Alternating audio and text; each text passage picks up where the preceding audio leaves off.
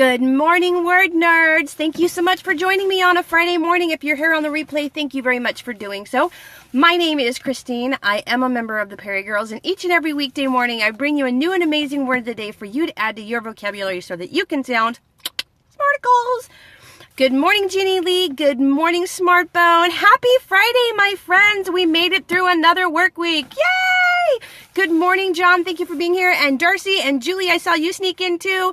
And yes, I use the hashtag winter because I just love the snowman. I just love them so much. I love those snow people. I love the snowmen. All right, so let's do this, shall we? Today's word of the day looks intimidating, but it's not. The definition is simple and the pronunciation is simple. So today's word of the day is crepuscular. C-R-E-P-U-S-C-U-L-A-R. Crepuscular. Let's spell that again. C-R-E-P-U-S-C-U-L-A-R. Crepuscular. And crepuscular means of or relating to or resembling twilight. So something that has, hey Becky, thanks so much for joining in. So something that has to do with, it sounds dangerous. No, it's relating to or having to do with twilight.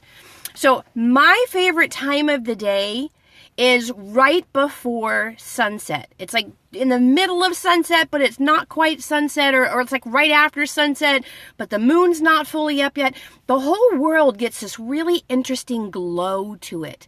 The sun is down, but the moon's not all the way up. And even though the sun's down, there's still some like part of daylight left, but it's not really daylight because the sun is down. I know I've said it like 6 times now, but that's that magical hour, right? And it happens again in the morning, right before the sun comes up.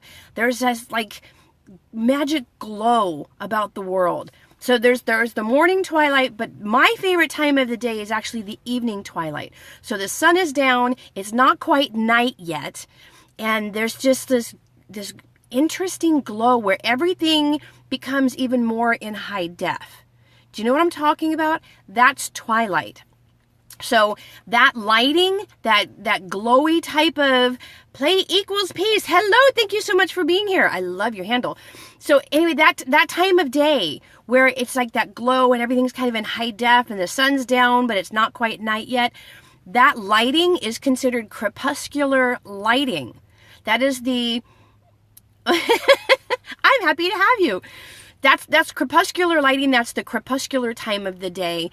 I guess if you really wanted to stretch it, if you were into literary type of things, you could say that crepuscular has to do with the Twilight series.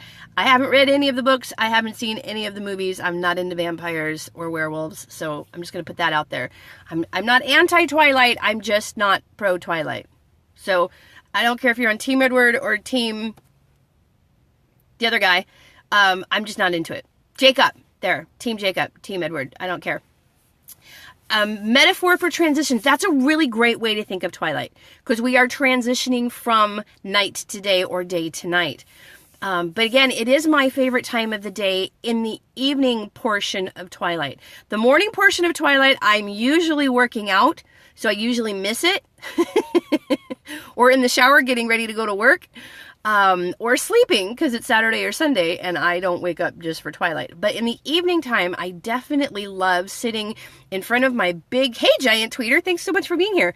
I love sitting in front of my big living room windows and just enjoying what the world looks like after the sun has gone down and before nighttime officially begins. That's considered twilight. And that time of day, that type of lighting, that mood, that is all considered crepuscular. So today's word of the day, again, is crepuscular. C-R-E-P-U-S-C-U-L-A-R. Crepuscular. It looks really intimidating, but it's super simple. It's pronounced exactly as it looks.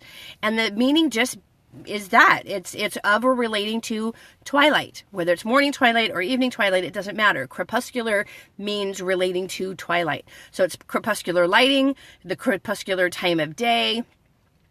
When you are up at 5 a.m. and the light is gorgeous, that's crepuscular lighting. That's the crepuscular time of the day. Crepuscular is not books about vampires. No! I knew someone was going to go there. That's why I said it has nothing to do with the books. But it is definitely a really big fun word. So tonight, when it becomes that time of day, you can tell someone, oh, this is absolutely my favorite time of day. The crepuscular lighting is. I'm Perry Writers. No, I'm actually not on Perry Writers. I'm not a writer. I just have a love for words. I'm an intellect, I guess. I'm not much of a writer. I'm big on speaking. Really big on speaking, and I'm really big on numbers. I'm what you consider a payroll nerd. Huh, John? John's a payroll nerd, too. God bless the payroll nerds, especially every other Friday. So I do love to play with words, though. I was raised by someone who very much believes in critical thinking. Games Magazine was actually like a challenge for us on a daily basis. So eyeball benders and word things and number things and with some of those like what if type of things. Hey, Israel! One of my favorites was Nancy likes Mississippi, but she doesn't like Oregon. Nancy likes Tennessee, but she doesn't like California. Can you figure out what Nancy likes? Nancy likes words with double consonants or double vowels in them. So that kind of critical thinking, those kind of riddles, that's what I was raised on. So I think that's why my love of words came about, because I have yet to do like a really boring word.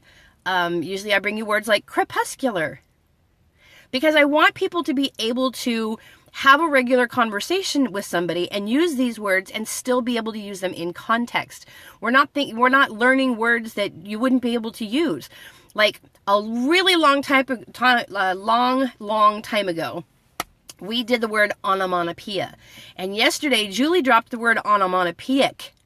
And I didn't recognize onomatopoeia with the IC at the end because I just wasn't thinking, and I'm all doped up on cold medicine. But onomatopoeias are word sounds or sound words.